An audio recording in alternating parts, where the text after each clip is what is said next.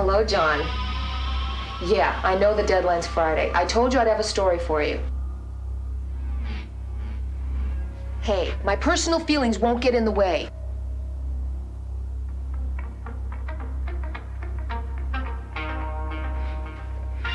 You're putting the pressure on me, John. It's just another story to me.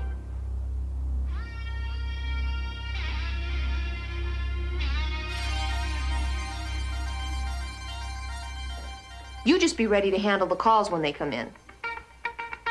Well, don't tell me how to do my job either. You'll have your story Friday, okay?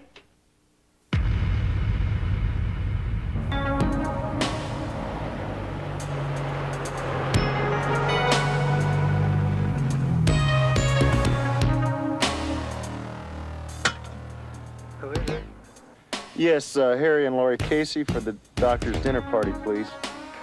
One moment, please. Okay, thanks.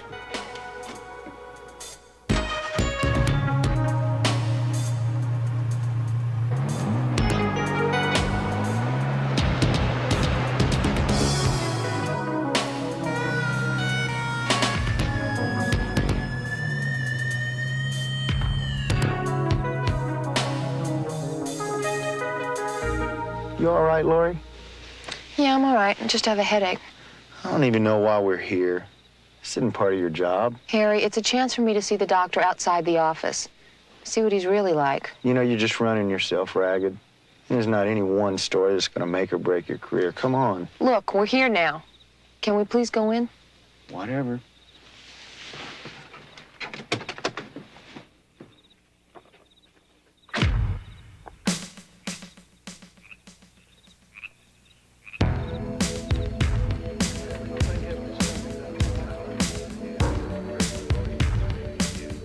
So, Doctor, medicine's been very good for you, hasn't it? Of course it has. I work very hard. In fact, Dr. Stevens and I have devoted our entire lives to helping women through unplanned pregnancies. Isn't that right, Steve? That's right, Charlie. Zora, I have wonderful news for you. Oh, really? What's that? I've sold all of my furs, and I'm going to give all of the money to your Save the Animal Foundation. Suzanne, that's such a worthy cause. I just can't understand how people can be so cruel to those poor, helpless little animals. You see, Harry, we don't go looking for patients. We don't have to. They come to us. What we do is we provide a simple and convenient service. But it's not all peaches and cream. I have major risks and expenses. You're a musician, right, Harry? You make a mistake, it's no big deal. You fix it in a retake. I don't have that luxury. And if one of our 40 doctors makes a mistake, our malpractice insurance goes right through the roof. Plus, we have 200 employees with salaries. You probably don't even know about the charity cases we do for free. My only salvation, Harry, made some good investments. No, That's not fair. you're getting fat. Fletcher, you're my photographer, and I love you. But one little strawberry isn't going to hurt. Tell me, Doctor, have you ever considered the moral? Harry. Oh, Laurie, that's okay. I've been down this road a million times. You want to know if I've taken the time to consider the moral and ethical problems. Is that correct? Harry, I don't even have time to turn around. I leave the moral and ethical problems to the judges and theologians. That's not my business. Do you know how many women depend upon my services? What would you do, Harry? What if Laurie were pregnant?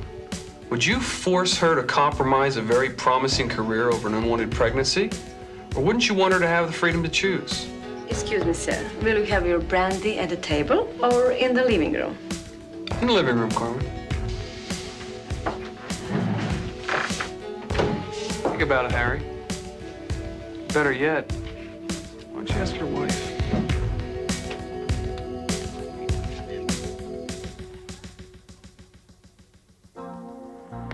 What would we do if we found ourselves in a position of having to decide between our careers and a baby? We're not in that position, are we? I'm not having a baby, if that's what you mean. What are you worried about? It's my job. This is my story, and it's my responsibility to look at every angle of it. I'm trying to understand what would bring someone to the point that they wouldn't want to have a baby that was theirs. Look at us. We both know it's not convenient for us to have a baby right now. I don't know what I'd do. I know what I'd do.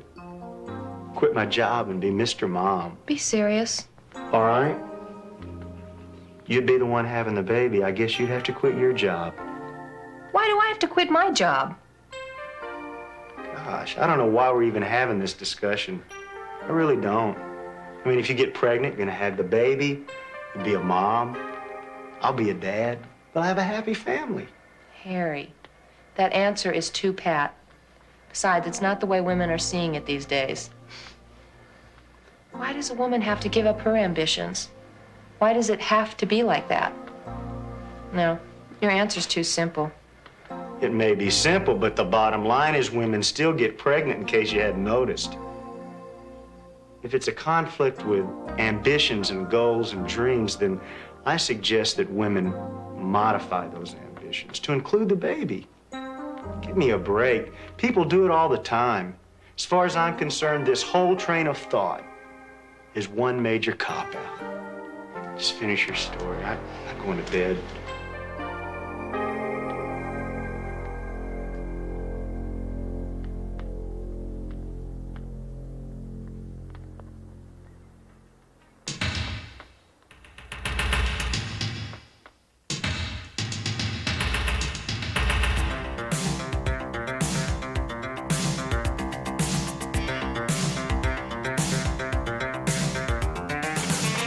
In 1973, the United States Supreme Court voted in favor of legalizing abortion on demand at any time during a woman's 9-month pregnancy. It was also decided at that time that legal personhood does not exist prenatally. Therefore, the preborn human being is not entitled to legal protection, unlike the Eagles Act, the destruction of which costs $5,000 in an American courtroom. Abortion is the medical word for the termination of a human life in utero. No anesthetic is suggested for the fetus during abortion, although it is a legal requirement for terminating domestic animals. Prior to 1973, it is estimated that approximately 150,000 women had illegal abortions annually. Since the legalizing of abortion, that number has increased progressively, and now, well into the 80s, we are fast approaching 2 million abortions a year. Will there be alibis for helpless cries and all of the pain? They would have laughed, they could have dreamed, but all I can hear is the silent scream. The United States is divided into 3 categories of conviction over abortion. Pro-life, those opposed to abortion; pro-choice, those in favor of abortion; and those not committed. Pro-life views the preborn not only as human life, but a valuable person with basic human rights, regardless of the stage of development. The pro-choice view agrees that the fetus is human life, but that it either has no value or that it has less value than those already born. Those not committed are either uninformed or feel no need for involvement or just don't care. Because such a great number of Americans have had little or no interest in the issue of abortion in past years, hardly any progress for righting this wrong has been made. Until you and I, the majority of citizens in this country that value life above pleasure or convenience, speak out, the United States will be guilty of shedding innocent blood. There'll be no alibis for helpless cries and all of the pain. They would have laughed, they could have dreamed, but all I can hear is the silent scream.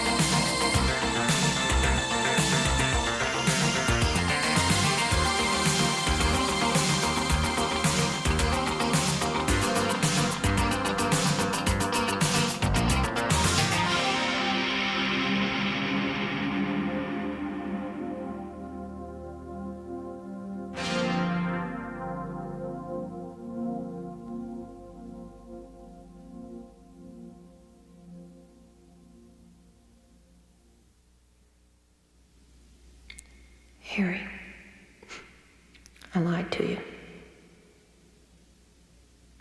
I'm pregnant. I'm not having this baby.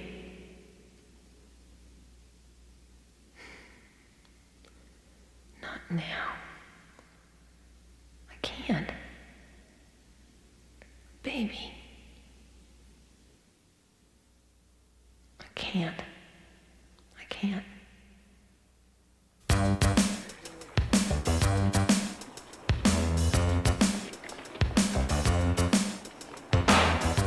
Hey, here comes the iceberg. She's due. Hi, Jen. Jen. Hi. Michael, How's it going? is there something I can do for you? I don't know, but maybe there's something I can do for you. Doubt it, Michael. You probably do it really badly. Smooth. Am I interrupting something? Carla. Hey, Carla. I was just having a little fun with the iceberg. Okay? Hi, Michael. Hi, Chrissy. Val. How's everything going? Okay, I guess. Oh, Michael, by the way, will you thank your mom for me? For what? The birthday card she sent me. Oh, yeah. You had a birthday. Sure thing, I'll tell her. Chrissy, we've got things to take care of. Okay, Val. Will we see you later? Sure. In class.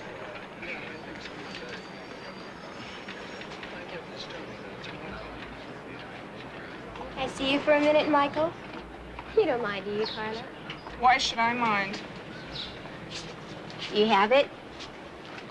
Yeah, I got it. Good, good. But don't worry. She won't bother you anymore. We'll take care of everything.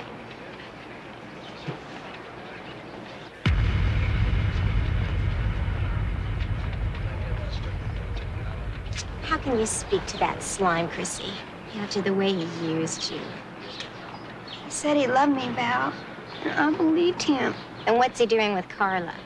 I don't know. He's just going through something. I'll tell you what he's going through. It's every girl in this school. He feels as bad about it as I do. Does a building have to fall on you for you to wake up? I couldn't wait to get rid of you back there. I know. I'm not stupid. Have you told your parents yet? Yet, Val. My papa'd kill me. What do you figure on doing? Michael isn't about to marry you and risk his big-time college career. In another couple of months, you're going to start to show. You won't even be able to hide it. I know. Are you going to carry the kid for 9 months and then take it to graduation? Is that what you want to do? I don't know what to do, Val. Yes, you do. We both know what to do, Chrissy. I've been through it, I know. But I also know that once it's over, it's over. And you're going to forget all about it. Val. No buts. Look, I've got everything taken care of. Michael even came up with the money. Creep. It's the least he could do. I made an appointment on Friday at Lee Clinic, and I'm going to drive you there. And listen, afterwards, you can spend the weekend at my house. Look, it's going to be all right. Don't worry. Valerie's going to take care of everything. Don't you worry. You wanted to see me? Sit down, Sinclair. I didn't get your class notes yet. That's because I didn't give them to you. I don't need you to tell me what to teach or how to teach it. But today we both know there will be a reporter in your class from the 6 o'clock news. So what? So what? I'll tell you what. Don't try to influence students on sensitive issues. It gets us both into hot water. Protect thy job. Is that it? Doesn't really matter if the world is in a crisis. Doesn't really matter if there are kids getting raped and abused out there. Doesn't really matter if they get pregnant and commit suicide. Just so long as we who are supposed to teach nothing that draws conclusions about sensitive issues and morality. That's enough, Sinclair. I'm not going to debate this with you any further. But if you show that film in your class, if you pass out any propaganda, if you make one wrong move, it'll be on the 6 o'clock news. And then instead of teaching crisis and history, You will be history. You've got a nice retirement coming, Sinclair. But don't blow it. Have some lunch on me.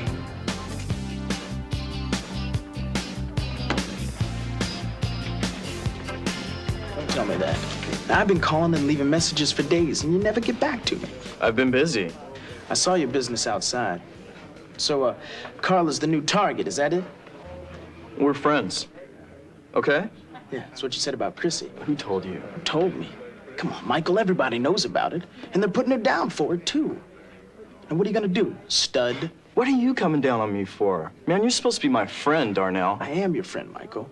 And that means I don't run away when things get tough. Now, you gotta turn around and face this thing. I knew I should have kept this class today.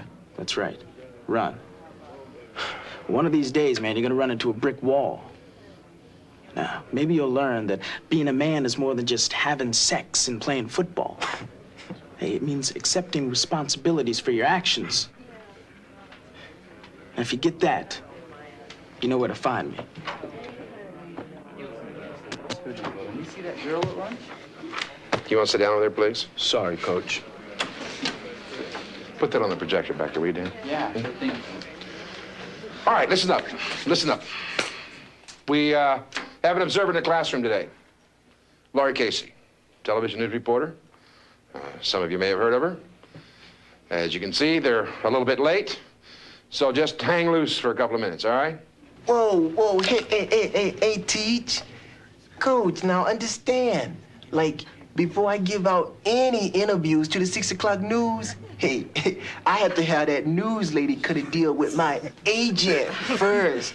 That is, if you understand my phrases, man. Hey, cuz, let me ask you, we bust you out of your Z's there from behind them shades? Shades which, well, they do kind of make you look like a fly high on steroids. If you're wise to my jive, Jack. Oh, check it out, man. I have been found out. I mean, is Teach totally having it or what? Check this out.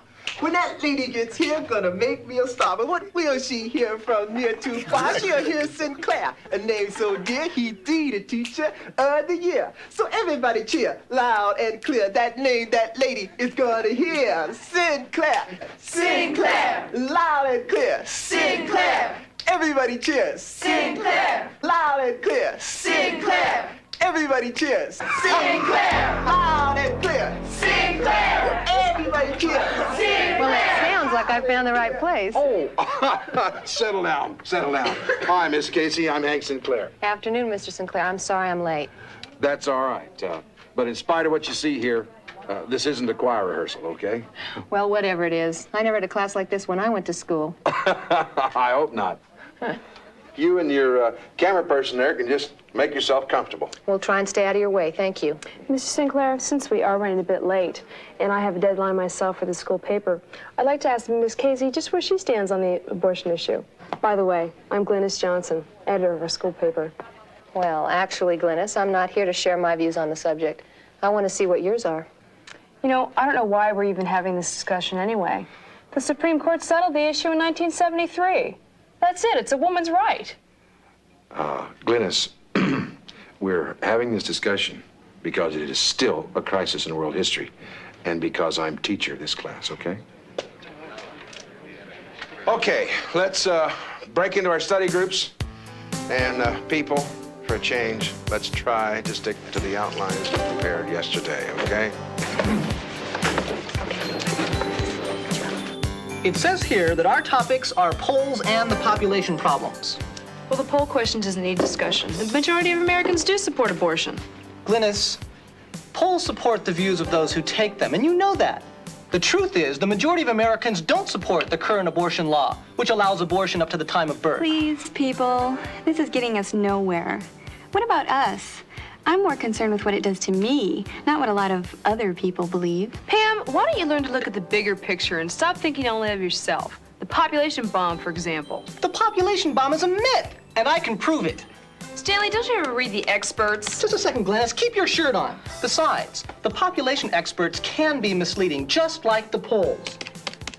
According to the hard facts of mathematics, if you gave every adult on planet Earth 5 square feet of ground and each child 3 square feet, You could stand the entire population of the world within a 30-square-mile area, say the city limits of Jacksonville, Florida. Stanley, you're absurd. No, Glynis. What we have is a distribution problem. What we don't have is a population problem. Yeah? Well, how about retards? I've had it with you, Tony. Your answer to the poor people is killing their babies. And now you're saying the solution to the mentally retarded is to kill handicapped babies? It's all right, Beth. Tony's just worried that mentally handicapped people may give him too much competition. Hey, but there's gotta be some kind of standards. The thing that bothers me about your standards, Tony, is that what they're saying to me is that if a person doesn't have enough money, or if his brain doesn't measure up, then he's a non-person that you can dispose of any way you like. Suppose we add to your list of standards the color of a person's skin. Like the courts did at the Dred Scott decision. You do know what the Dred Scott decision is, don't you, Tony? What they said back then was that if you're black, you're a non-person, just a mere piece of property that you can get rid of any way you like. It says here there's 4,000 abortions a day. That's one every 20 seconds. I don't care about any of this stuff. I mean, I don't plan on ever needing an abortion because I know how to protect myself. You don't want to talk about her, Brad. It's a trade secret. Trade secret? It's all over campus, man. And I'm gonna be all over you if you don't get off my case. It's taken care of.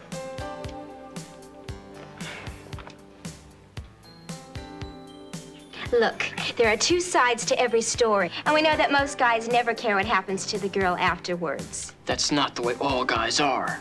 What about the baby you can't keep? There's millions of people who are dying to adopt babies. Can't expect a girl to carry a baby for 9 months and then give it up for adoption. So you just kill it and that solves everything. Okay, what, Arturo? It's just a fetus. You don't even know what you're talking about. Do know this, Val. I've seen the pictures of the unborn and it's a baby. Calling it by any other name does not change what it is. You have no right in this, Curtis. Can't you get that through your head? This is a woman's issue, and we could care less what you have to say about it. I mean, most guys, they just want to have their fun. And the girls get stuck with the results. Yeah. Then I'm a nobody, is that it, Marina? It don't matter that you ain't bothered to give me no answer. You're just shining me on. I'm not shining you on, Curtis, but you're missing the point. It's my body, and you nor any other man owns any part of it. Yeah? Well, I know a dude one time. Homeboy. Yeah, well, he got his lady in the way, and he wanted her and the baby. But what she do? She went to the clinic and got rid of it. My man had nothing to say about it, and she did it in secret and never even told him she did it till after it was done. That's a cold shot for a dude that cares.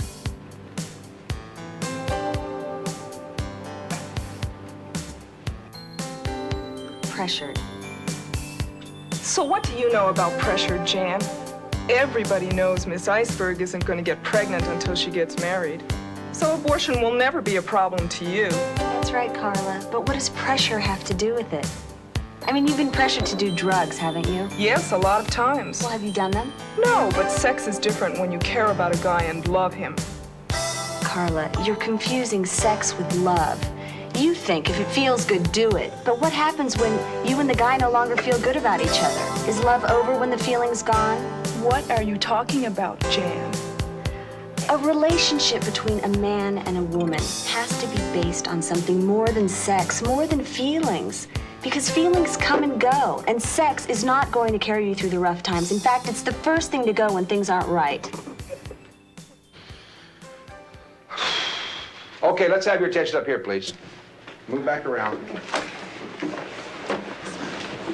First, I want to compliment you on the level of participation today. It's been interesting, as usual. One of the questions that came up as I was touring the room had to deal with whether or not is this really an issue worthy of discussion. Well, I want to draw your attention to something. Since the 1973 court decision, there's been almost 18 million abortions in America. Now think about this. That's equivalent to the combined populations of Montana, Wyoming, Colorado, Kansas, Nebraska, South Dakota, North Dakota, Minnesota, and Iowa. Then we have effectively wiped out the populations of 9 states. Think about it. Secondly, many of your arguments are arbitrary. They're based upon worst-case analysis of different reasons for abortion. In fact, over 95% of all abortions that occur are done for non-medical reasons. And then there's the most sensitive question of all. Can we divorce the issue from morality? I would ask you one fundamental question. What kind of morality defines life as a non-person? What kind of life is it in the womb that a person can own and dispose of at will? What kind of morality is it behind the 1973 court decision? And what kind of religious and moral view does that decision presuppose? I'd ask you to think about these questions. I'm going to cut this little discussion of mine short because there's a film I'd like you to look at. Dan, run the projector, please. John, you want to get the lights? Until recently, the world of the unborn child has been shrouded in mystery. But now, thanks to breakthroughs in technology, we are able to see inside the mother and catch a glimpse of her child in the womb. This preborn child, by the end of his second month of life, will have all his organs functioning, including his heart, stomach, liver, kidney, and brain. Brain waves can be recorded along with a heartbeat. Let's listen to the heartbeat of an 8-week-old child. This 18-week-old boy swimming inside his mother's womb is vigorously interacting with his environment. Rapid eye movement has been observed, leading some researchers to believe that a child of this age can experience dreams. Notice how the child reacts to the fiber optic light used to photograph him.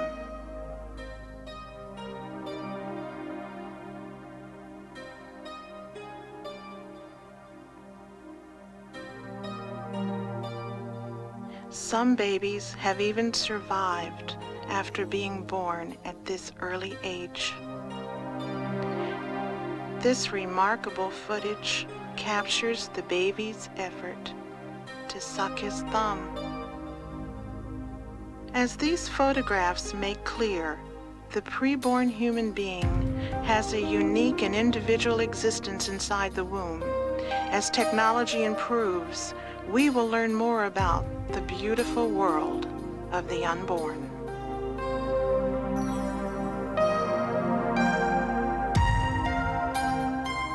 Lights, please.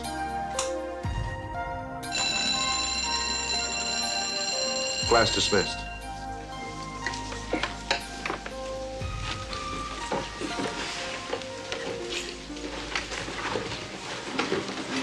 Michael, I made a lot of mistakes in my life.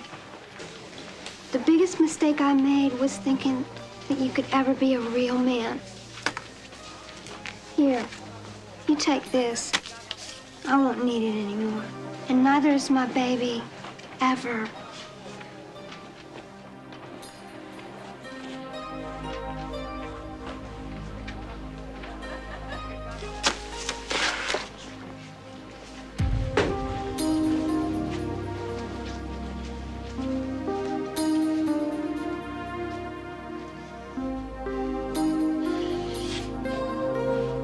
Anything else I can do for you, ma'am?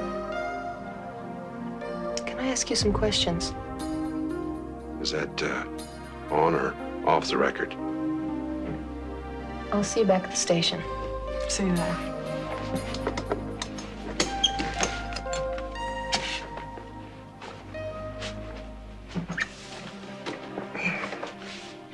Shoot. You have quite a reputation as a teacher. Yes, ma'am. Why? I come down on the side of the unborn. I don't make any secret of that. If I didn't, the kids would all know. They'd all think I was a hypocrite. Why would they think that? Well, it's in all the papers, you know. Jenny was a 16-year-old girl. She's real close with her mom and dad, you know. Went with his boy for a little over a year. And she got pregnant. And somebody got to her and told her not to tell her parents, but to have an abortion.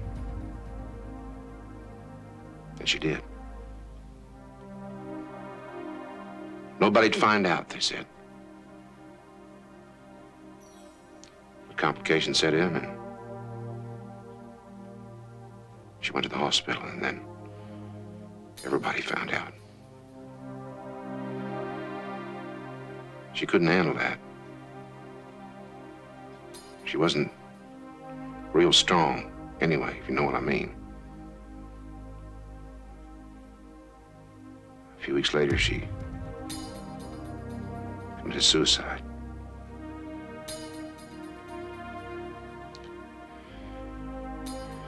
She'd be graduating this year, you know. My grandchild will be walking now.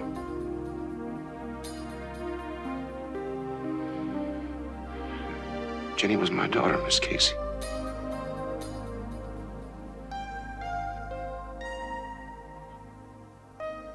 From the day she died, I couldn't be neutral anymore. I ask you, Miss Casey, if I don't speak for the children, then who will?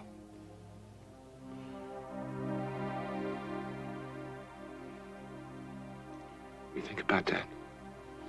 Yes, I will, Mr. Sinclair. I promise. Thank you, ma'am. John, I'm not going to argue with you. I don't want anybody touching my footage without my approval. You got it?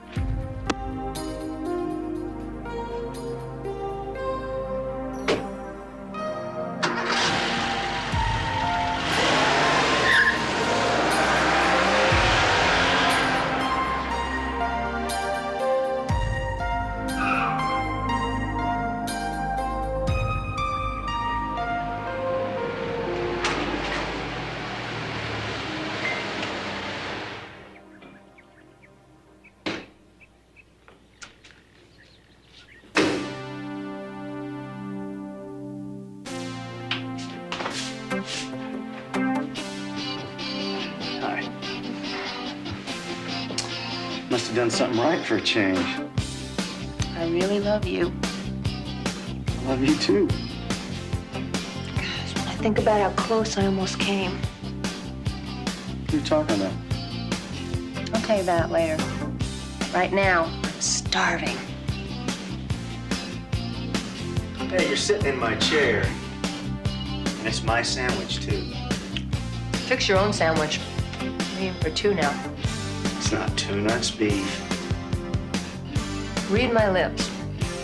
I'm eating for two now. Wait, you mean to tell me you're gonna have a baby? Yeah.